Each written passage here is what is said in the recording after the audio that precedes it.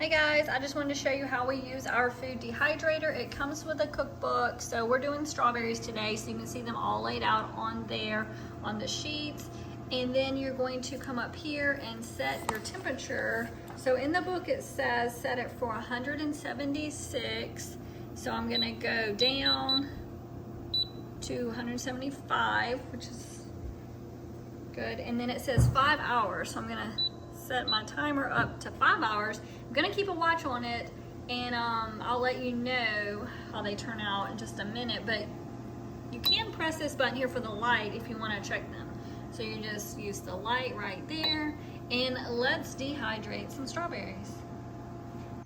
And here they are, the strawberries have been dehydrated. So I'm gonna pull them out so you can see what they look like. And we're just gonna let them cool off and then put them in a storage container. So if you're looking for a dehydrator that doesn't take up a lot of space, definitely recommend this Septree.